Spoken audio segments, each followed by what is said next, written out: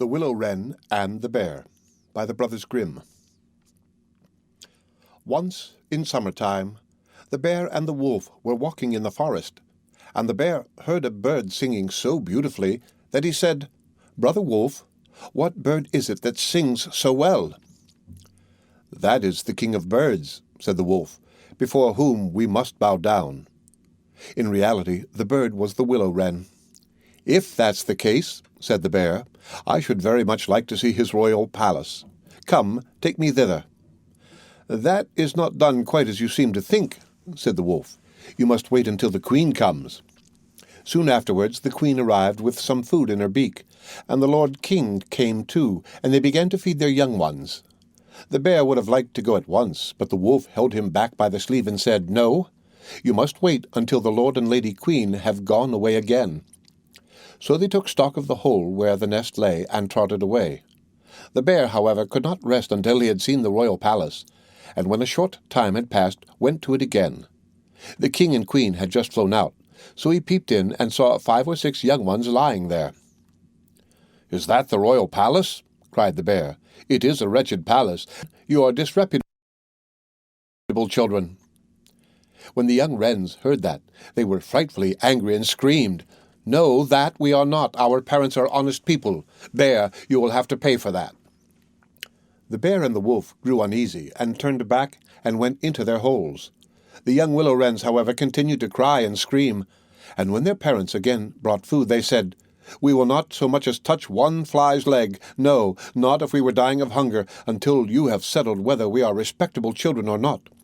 The bear has been here and has insulted us." Then the old king said, "Be easy, he shall be punished." And he at once flew with the queen to the bear's cave and called in, "Old growler, why have you insulted my children? You shall suffer for it. We will punish you by a bloody war." Thus war was announced to the bear, and all 4-footed animals were summoned to take part in it: oxen, asses, cows, deer, and every other animal the earth contained. And the willow-wren summoned everything which flew in the air, not only birds large and small, but midges and hornets and bees and flies had to come. When the time came for the war to begin, the willow-wren sent out spies to discover who was the enemy's commander-in-chief.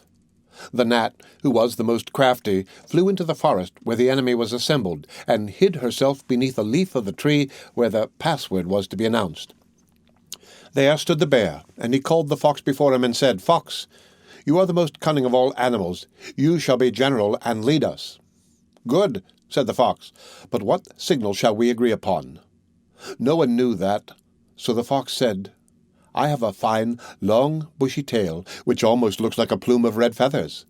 When I lift my tail up quite high, all is going well, and you must charge. But if I let it hang down, run away as fast as you can." When the gnat had heard that, she flew away again and revealed everything down to the minutest detail to the willow-wren.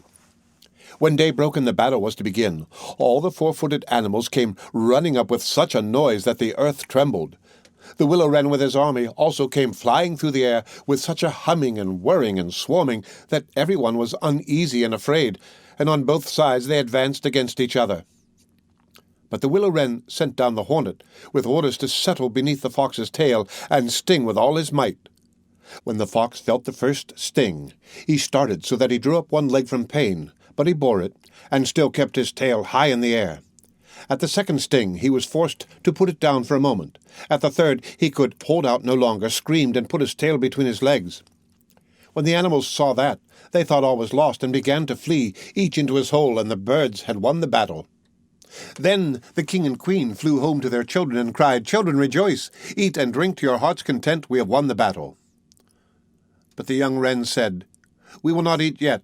The bear must come to the nest and beg for pardon and say that we are honorable children before we will do that." Then the willow-wren flew to the bear's hole and cried, "Growler, you are to come to the nest to my children and beg their pardon, or else every rib of your body shall be broken." So the bear crept thither in the greatest fear and begged their pardon. And now at last the young wrens were satisfied, and sat down together and ate and drank and made merry till quite late into the night. The End of The Willow-wren and the Bear by the brothers Grimm. Read by Rick Kishner for Lit to Go on the web at fcit.usf.edu.